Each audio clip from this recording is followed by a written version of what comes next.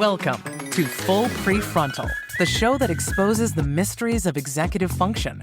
This podcast is a collection of conversations about the role of the prefrontal cortex, which impacts your focus, planning, problem-solving, emotional balance, and independence. So join us as we explore executive function and the science of learning. And now, here's your host, the founder of EXQ, Sucheta Kamath. Welcome, everyone. Welcome to Full Prefrontal, exposing the mysteries of executive function.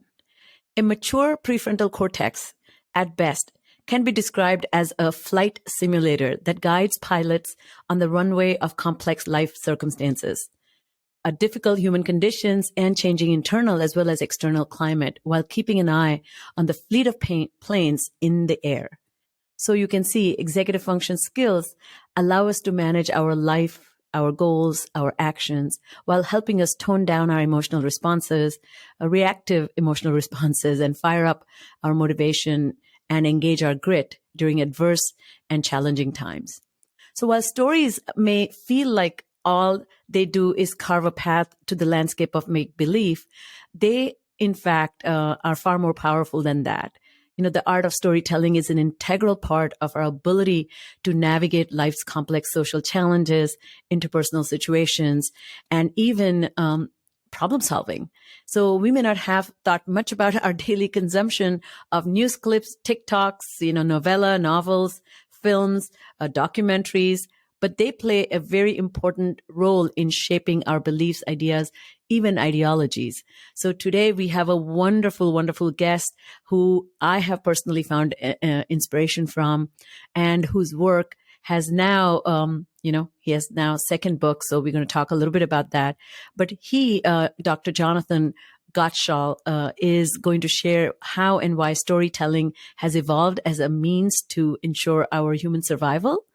And he himself has a very unique knack as he shares. So let me tell you a little bit about him. Praised by Steven Pinker as our deepest thinker about the powerful role of stories in our lives, Jonathan Gottschall is a distinguished fellow in the English department at Washington and Jefferson College. His writing at the intersection of science and art has been covered in depth by New York Times, the New York Times Magazine, Scientific American, the New Yorker, the Atlantic, Oprah Magazine, the Chronicle of Higher Education, Science, Nature, and on shows like Radiolab, which I heard this morning, by the way, National Geographic's StarTalk with Neal de Grasse Tyson, and Joe Rogan Experience. Jonathan is the author or editor of 8 books, including The Professor in the Cage, Why Men Fight and Why We Like to Watch, The Storytelling Animal, How Stories Make Us Human, and The Story Paradox, which is getting published this month, How Our Love of Storytelling Builds Societies and Tears Them Down, which is about the dark side of humanity's storytelling instincts. So it's such a great pleasure to have you, Jonathan. Welcome. How are you? I'm well, thank you. Thank you for having me. So as we begin, maybe I should get this out of the way. You're an author, and we're going to talk about writing. And how was the writing process? I know your first book came out, The Storytelling Animal, was in 2014 or 13? 12. 12, okay. Yeah. And I'm sure you have written a few things in between, but does it get easier? Do you have a hopeful message before we start talking about the content? No, it doesn't get easier. There are people for whom, it comes easy. There are people who just have more words. They produce dozens and dozens of books, in their lifetimes, and just have a fluidity. But for most of us, it's a real slog. And for me, it's still a slog. I have gotten better at tricks of the trade and little secrets of craftsmanship that you can apply to get through things with less agony. But the agony is still part of it right now. Like before I came on, I'm sitting here just tearing my hair out about something new that I'm trying to write. And I wish I could find a way to write in a way that, just wasn't so such a life and death sort of experience, but so far I haven't. I have gotten a little better with it, though. I mean, there is some wisdom that creeps in over the decades, but not quite enough. So yeah, I work very hard at it. There's a sort of patina or an illusion of kind of a graceful, powerful communicator, hopefully.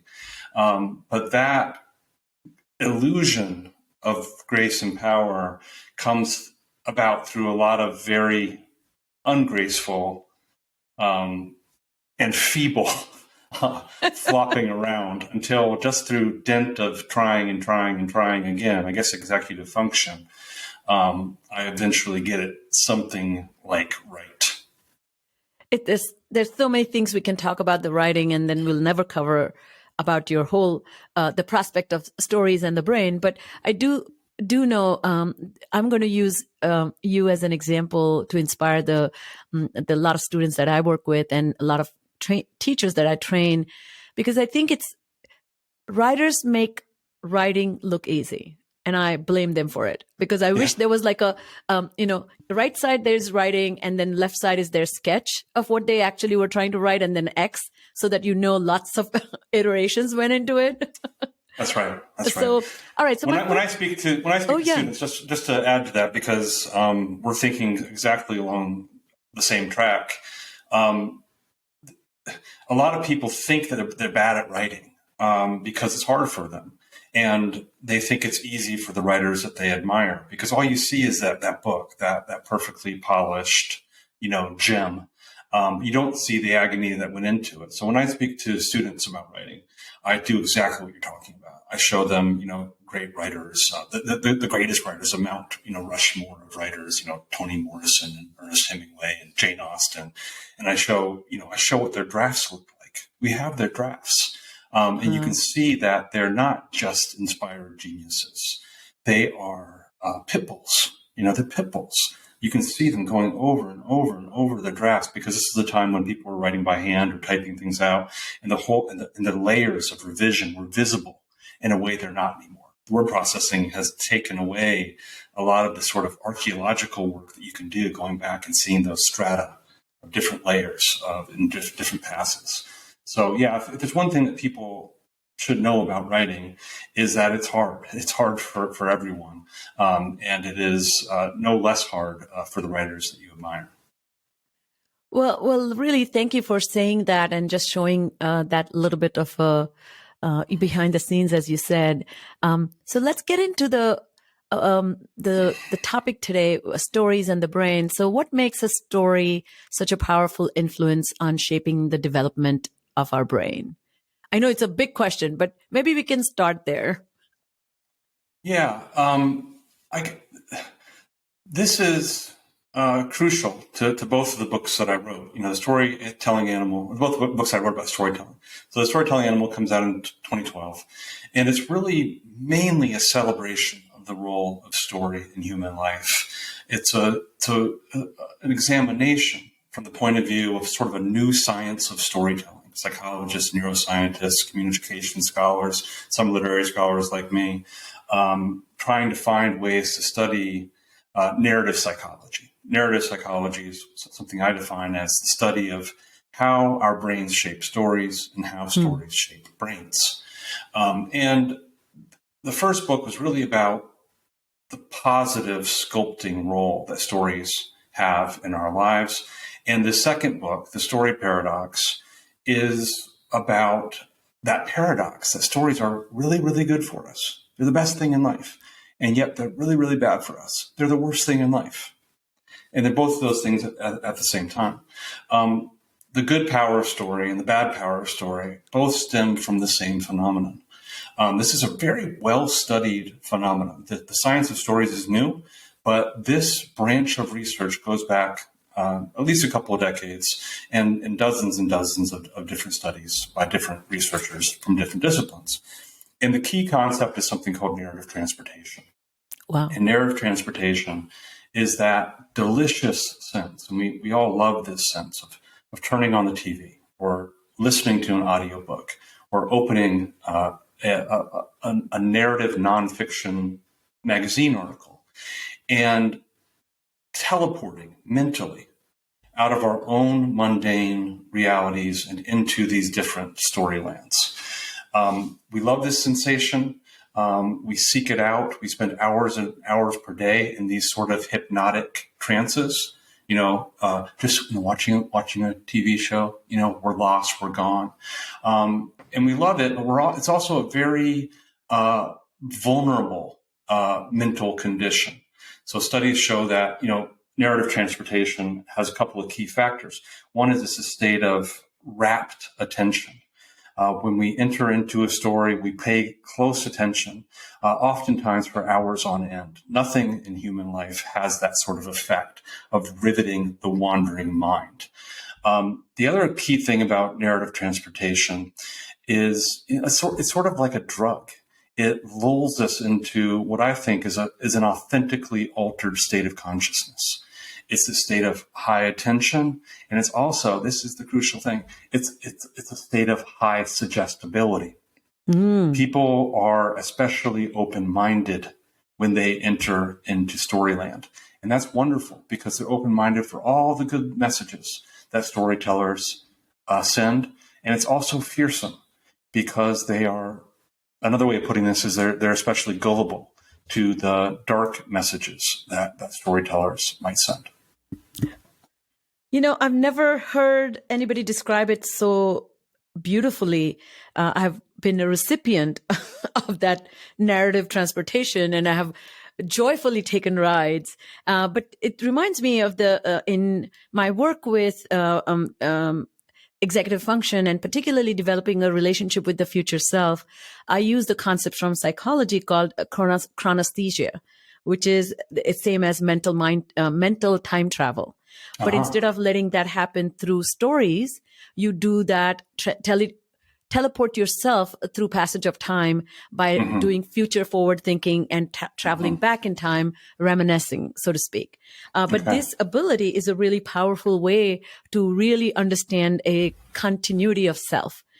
So you're talking about this building blocks, or I see your description of this narrative transportation as wearing different cloaks or wearing different robes as you're doing the mental time travel. Yeah. Now, one interesting thing, it occurred to me, I was watching a movie, it's a new movie about Guantanamo Bay, and it can be so cruel, as you're saying about the stories, that when prisoners had access to some books, very few, but they used to tear the last chapter. And can you imagine one of the ways to torment somebody? Worse than even like waterboarding, if I may say so. Yeah, that's diabolical. Really powerful and sad. But anyway, that was a little sidetrack there. So very, very important thing you said, and you have written this, I quote you, that story is where people go to practice the key skills of human social life. So tell us a little bit about what those key human skills or social skills that get practiced even as you're a recipient of the narrative, and you may not be speaking, as so to speak. Right. Well, I think the easiest way to get a grasp on this, and I haven't spoken about this in a long time, so let me see if I can be somewhat semi-coherent about this, but the easiest way to get a grasp on storytelling is in the pretend play of little children. So children illustrate that story is not some sort of cultural invention. It is not something of the West. It is not something of the East. It's not something of the global North, the global South. People tell stories all around the world. They tell them in pretty much exactly the same way. Stories are about characters confronting trouble, trying to overcome. Stories often usually have some sort of ethical stakes, some sort of moral conflict involved. You see all of that in the spontaneous, untutored, pretend play of little children. So the whole structure of storytelling is already full formed in the stories of 2 and 3 and 4-year-olds.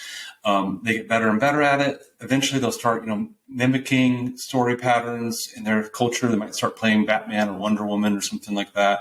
But the structure seems to be inherent. And why do little children play this way? Why do animals play? And there's a pretty straightforward explanation for it. Play is practical.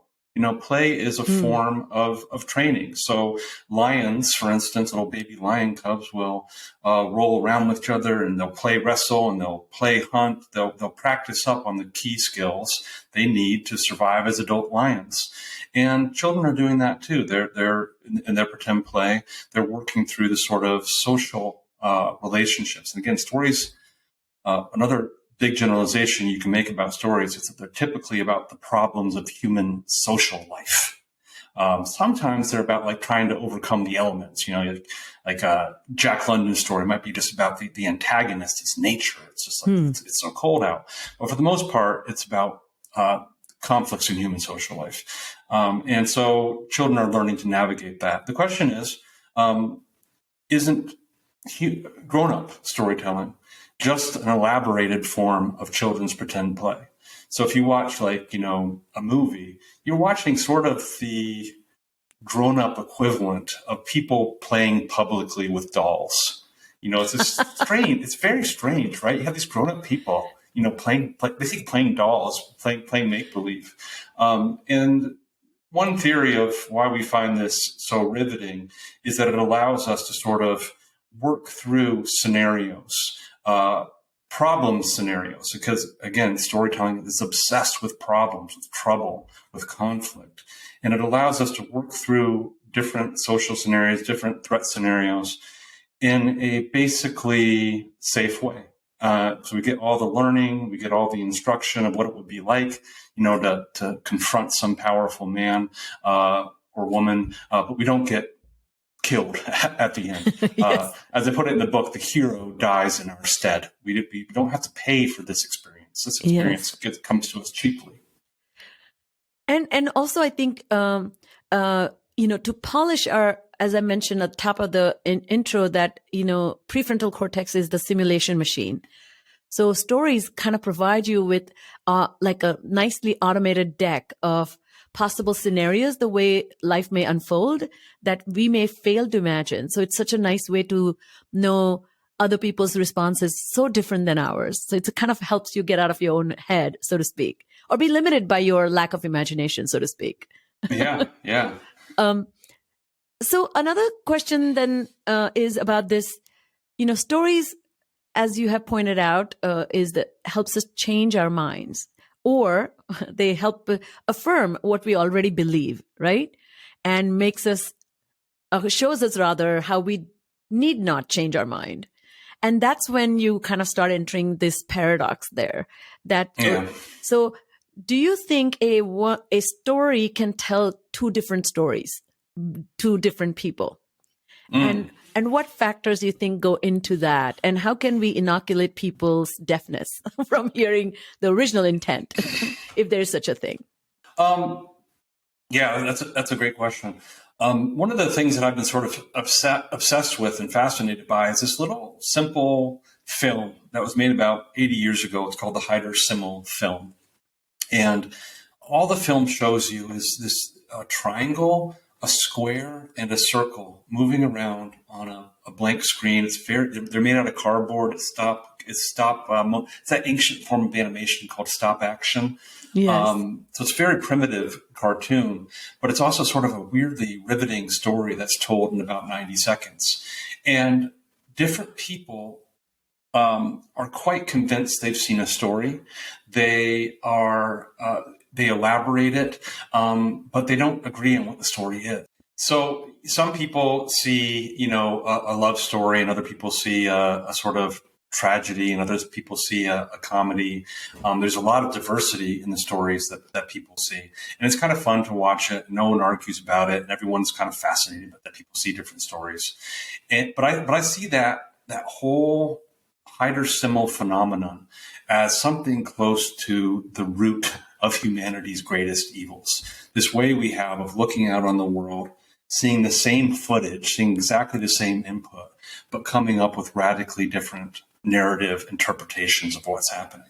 And when I was finishing the book, there was this very convenient thing that happened. It was a terrible thing, but it was also extremely convenient. And it was the January 6th insurrection at the Capitol. Wow.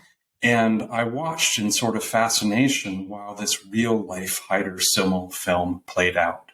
It was like this simulation in which, millions and millions, tens of millions of Americans, maybe 1 billion people around the world are watching this real life Hyder Simmel film in real time and coming up with radically different interpretations, narrative interpretations based upon the narratives that they came in with.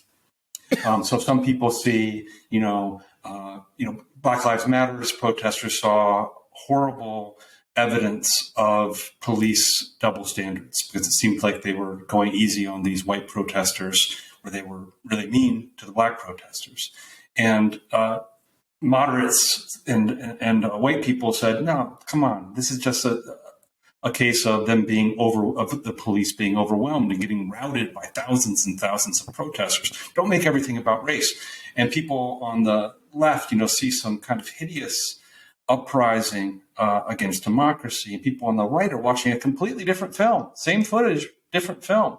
This is not an attack on democracy. This is a last-ditch effort by patriots to save democracy.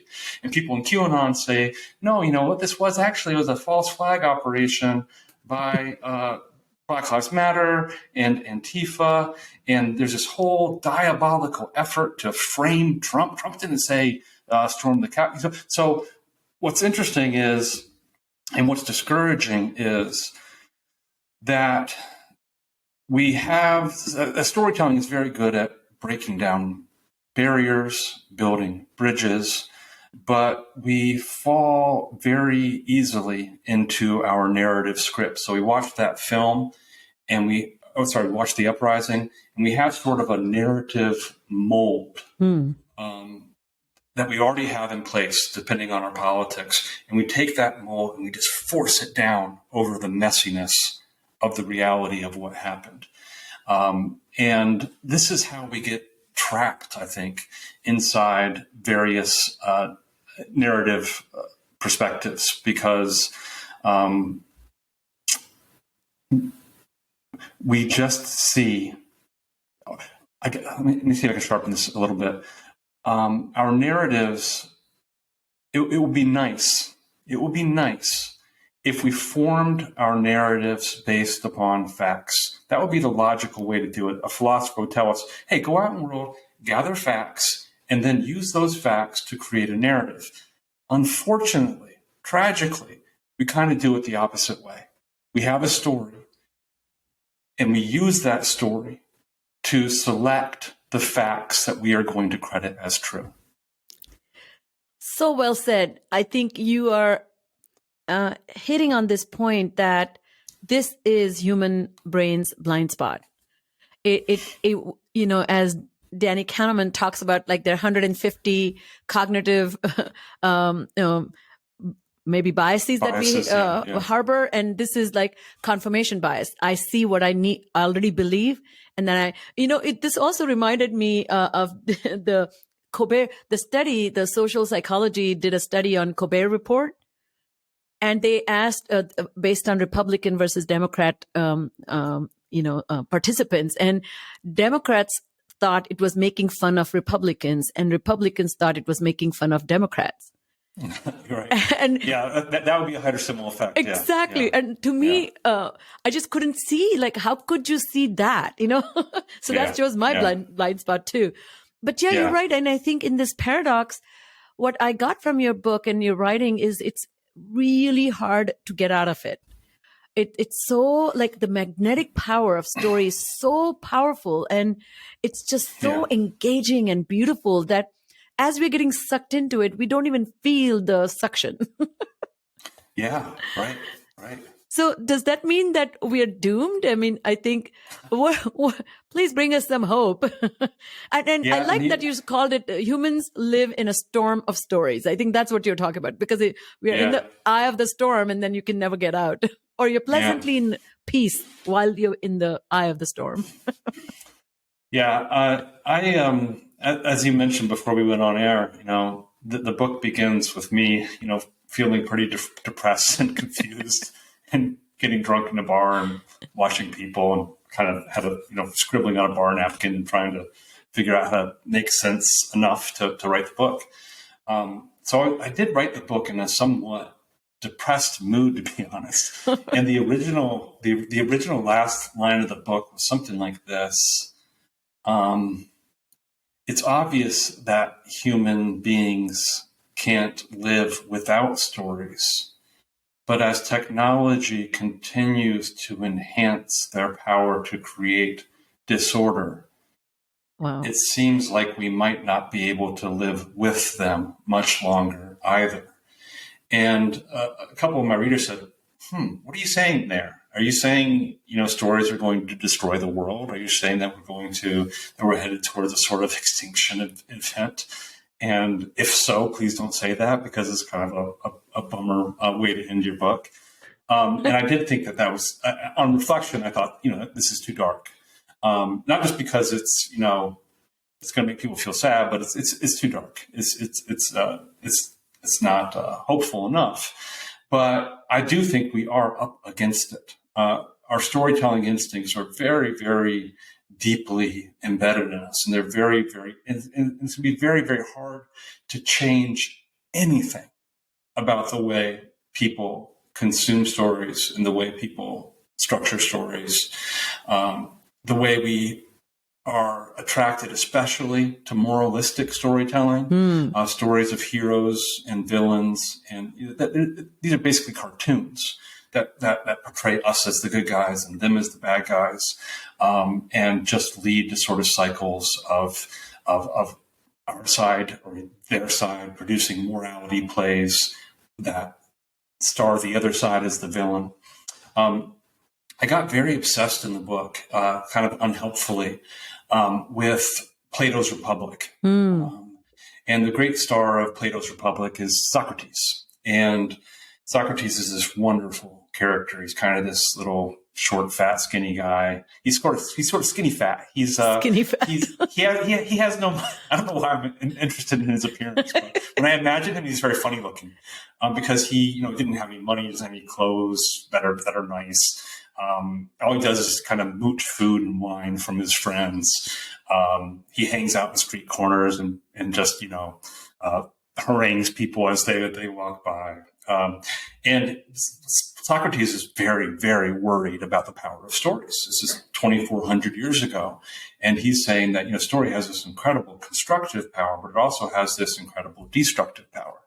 And what should we do about it? Well, he says, let's throw all the storytellers over the city wall. Let's just banish them from society. That way they won't be amping up our emotion and driving us crazy and setting us against each other. It's a very, very modern book. It's very, it's sort of an omen, of what's happening now, I think. But at the end, he says, this isn't going to work. You can't banish the storytellers. That's not going to work. Let's try all these different methods. And he goes through a bunch of different possibilities. And one of them is this. I'm not a Philistine. I love stories as much as you do. We can't live with them because they're so dangerous, but we can't live without them either. So this is what I'm going to do personally. There'll be some sort of social, societal level solution. But personally, what I'm going to do is I'm going to go to the theater. I'm going to enjoy myself. But the whole time the play is going on, I'm going to repeat to myself in my head the arguments that I've been making about storytelling. So you have to imagine Socrates standing there in the back of the theater, watching the play and going, "Don't let them get you. Don't let them get you. Don't let them get you. Don't let them change your mind. Don't let them rouse you emotionally." So he's sort of saying, what he's going to do is try to fight off the spell of narrative transportation. He's not going to let it suck him in. And of course, that would destroy all the pleasure of storytelling. And so it's this sort of comical scene to me. I kind of laugh when I think about it. Socrates, sort of like, it's a wizard against wizard fight. So you have the actors on stage, and they're casting their spells. They're doing their magic from the stage. And Socrates is sort of chanting these counter spells, this counter magic, trying to counteract their power over him. But of course, it will destroy his pleasure in stories, and eventually he's probably going to get tired and he's going to give in. His ability to keep his executive function, strong enough to fight these guys off. So it's a very hopeless image of a guy who's been struggling for a whole book to come up with a solution to the problem of storytelling. And then he comes up at the end with this really feeble, solution that just isn't going to work. And I do feel like we're all in that boat a little bit. The great hope is, again, to go back to the ancient Greeks again, the great hope of human self-improvement, including societal self-improvement, is know yourself. Know yourself. And the idea is that you can't, fix yourself. You can't fix your society if you don't actually understand, what human nature is and how we organize ourselves. And so you come up with good solutions. But I do think that educating ourselves is the only hope. Educating ourselves, the role of power and power of stories in our life, because most of us have this sort of bozo confidence that stories don't affect us very much. You can ask people this in labs, and you say to them, "Hey, do you think that the stories you consume have any influence over you, any sway over you? Do they change how you think, how you feel, how you act, how you buy, how you vote?" And people are like, no, I don't think so. But then you can do different studies that show that they absolutely do. They absolutely do change us. They change how we think, how we vote, how we buy, how we feel, how we act. They have a lot of power, but we don't know it. So I do feel like we're in a bit of a bind. And I do come up with some solutions at the end, but I also admit that there's a real case for pessimism. Yeah. Yeah, I think, and that's why I relate to it so closely, because this sounds to me a very metacognitive process. When we think about executive function, solutions to compensate for one's poor executive function, inability to manage goal-directed persistence, or like the example you're going, don't let them get you, having really taking a perspective that I'm subjected to this sensory input, but I am not that, it's just that mindfulness. And in social science, it's called the Batman effect, thinking, what would somebody else do? And I am not me. I am representing that person who has conquered those feelings. So metacognition is two things, right? Like once you said, know thyself, do I know myself? But secondly, can I think from a perspective that's not mine, so I'm not so gullible or I'm not so influenceable, without giving up my identity or sense of self? I think that's the critical part that I see from your writing, and also what I'm seeing around is we just don't have enough resolve or that fiber in our fabric that we call moral compass or alignment. I don't mean to be so judgy, but I do think it requires a lot of cultivation of new habits. Well, again, I agree with what you're saying, but just to make sure that this point gets across is like the problem is entering into a story, and this is true if you are consuming the story, and it's largely true if you are producing the story. When you produce the story, the very first step you have to do is narrative transportation.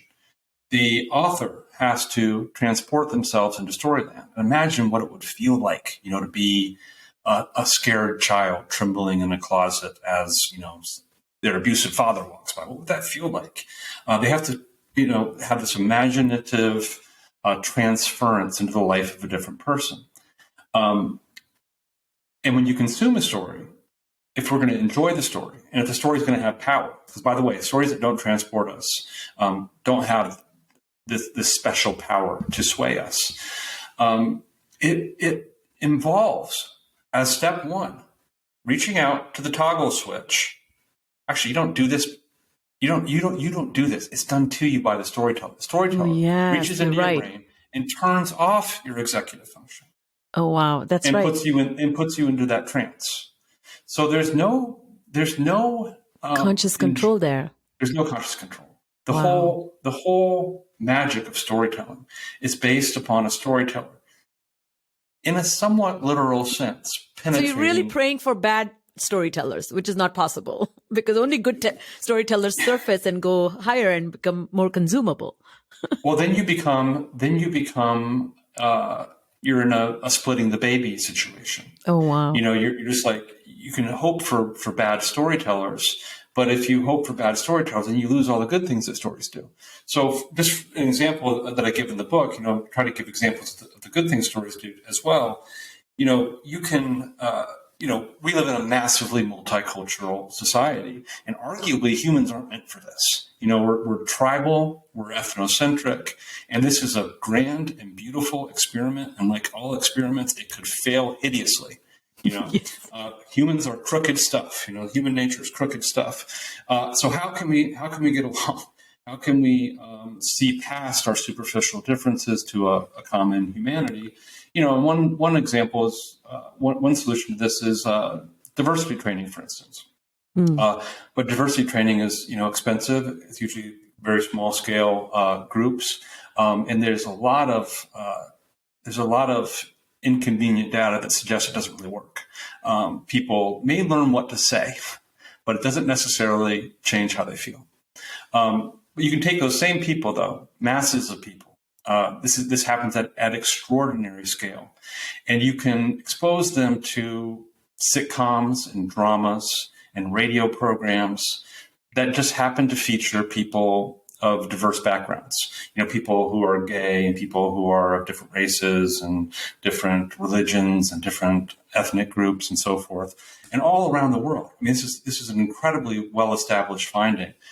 People's attitudes reliably move in a direction of tolerance, and they do so quickly, and they do so with durability, and they do so with much more power and staying power too than something like standard approaches to prejudice reduction like diversity training, which again doesn't seem to work all that well. And millions and millions and millions of people can consume these stories and experience these effects. So we can't pray for bad storytellers, because without good storytellers, that really crucial work that popular storytelling has been doing behind the scenes, quietly, yes, in a way that we can't quite sense, has sort of made society work. I mean, so the paradox isn't that stories are bad. Stories are really good. The subtitle of the book is How Stories Build Societies and How They Tear Them Down. So we can't quite lose track of the first part of that. The stories are doing a lot of crucial work, and we'd be in big trouble without them. Yes. I'm pausing because I think you're right. It's like, taking away something to fix the existence of, or it having a negative impact. We shouldn't do that.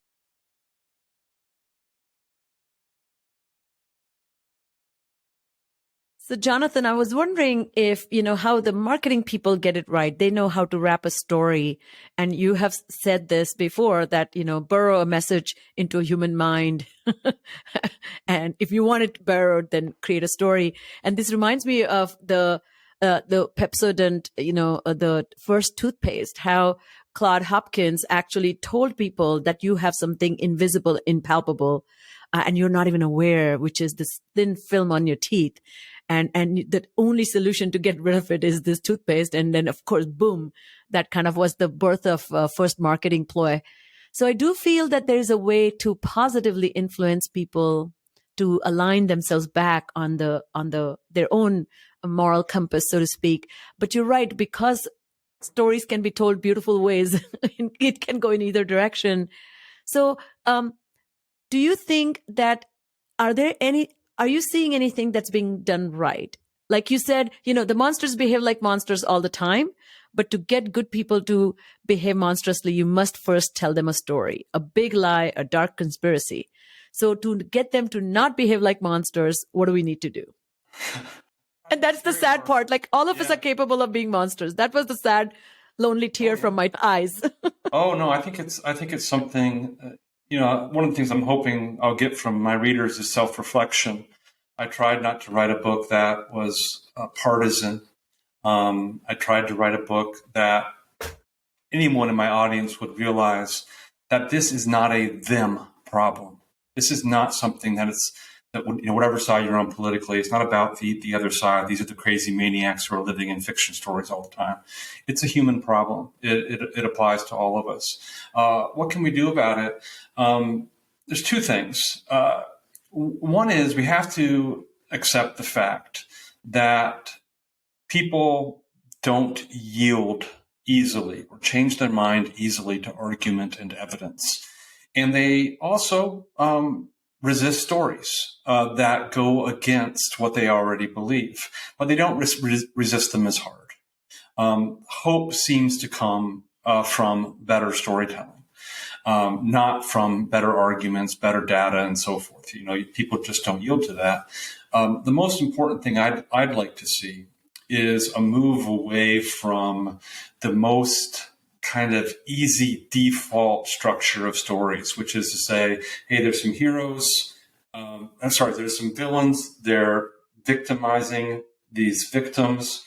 And there's also these heroes, these good guys, and they're going to rush to the rescue.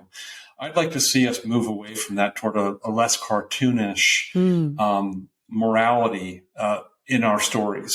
We're villainizing each other in our narratives of reality in the most kind of primitive and cartoonish sort of way. And it doesn't work. If you say to those people, for instance, go back to the Capitol riot. If you say to those people storming the Capitol, hey, you're the bad guys in this story, they're not going to accept that story. They're just going to reject the story. They know what happens to bad guys in stories. They get killed in the end. They get humiliated. They get punished. What they can say is like, screw that. I'm going to go write my own story where I get to be the good guy, and you're the bad guy who gets their comeuppance at the end. So all these narratives in which we attack each other show a pretty poor understanding of human psychology. If you punch someone, it doesn't cause them to surrender. It causes them to punch you back. Yes. And then you just have a fist fight going on. And right now we're living inside a sort of story war, a civil story war. We're at war with these narratives and counter narratives, and that's good that we're in a story war and not a real war. The problem is that story wars reliably escalate to the real thing, and people are getting increasingly concerned that this could escalate to something scary. So the main thing I'd like to see is less villainization in our narratives. It's easy to see when the other guy, has a narrative that's kind of cartoonish or moralistic or exaggerated or bad in any way. But it's harder to turn that scrutiny on ourselves and say, hey, you're a storytelling animal too. What are the problems in the story that I use to structure my reality, to make sense of things, to define my identity? And we have to be just as skeptical or more skeptical of our own narratives as the other guys. What I concluded for myself is this practice of humility.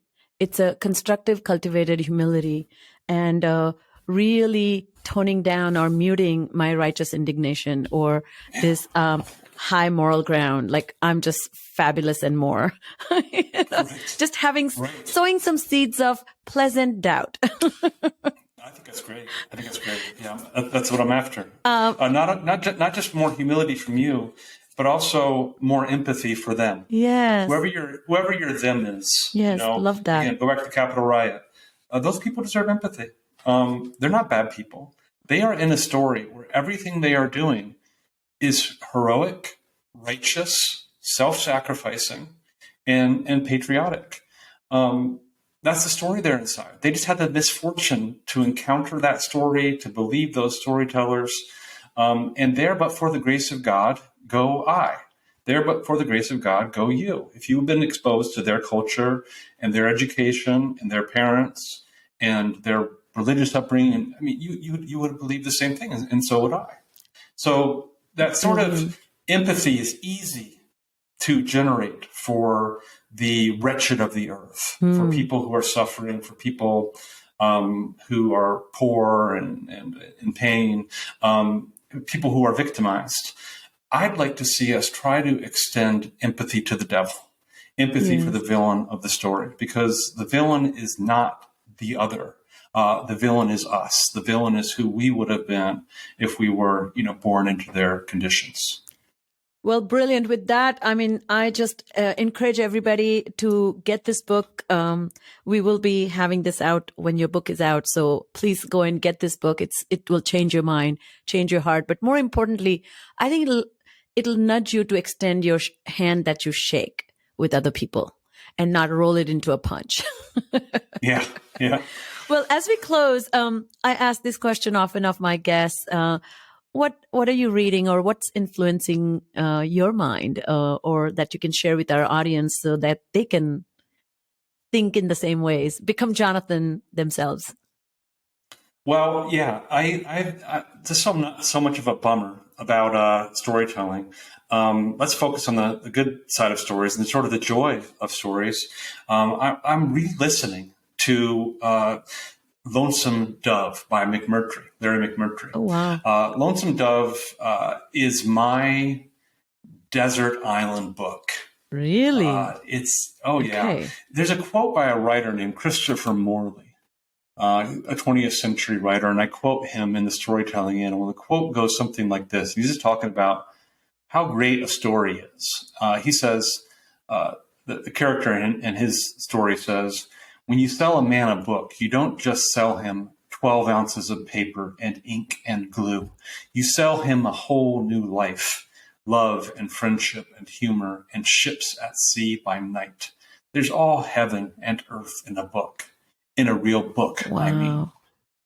And for me, Lonesome Dove, which is sort of a cowboy story, a Western story, is that. It's just a magical story. And I would recommend to readers to try the audiobook. If you're an audiobook person, do this, because then you have all the sort of virtuosic literary art of McMurtry. And on top of it, you have this incredible performance by, I think it was Lee Horsley, a well-known actor. You know, it's got this gravelly baritone type of voice. And it's just a magical story. I really, really love it. Brilliant. Thank you so much for being here and just really opening our eyes. And thank you for, even though it was occasionally discouraging for you as you were capturing the temperament of the country and our whole world and the plight of interconnected hyperconnectivity, I think it was an essential, I just see this as an essential read for all students, particularly who are trying to bring themselves onto the world and just know their place. So thank you, Jonathan, for being here. Thank you, all the listeners, for tuning in today. If you love what you're listening, share with a friend, a colleague, or a family member, and keep spreading the joy. And make sure your story, as you tell it, is infused with a little bit of humility and a little bit of pleasant self-doubt so that you can be more recipient of other people's wisdom. So thank you for being here tonight. Thank you. That was well put. Appreciate it. Absolutely. Take care. Bye-bye. Thank you for listening to Full Prefrontal, exposing the mysteries of executive function. To contact your host, Sucheta Kamath, and learn more about her work on improving executive function, visit her website at exqinfiniteknowhow.com. That's www.exqinfiniteknowhow.com. Tune in next week for another informative episode of Full Prefrontal, hosted by the founder of EXQ, Sucheta Kamath.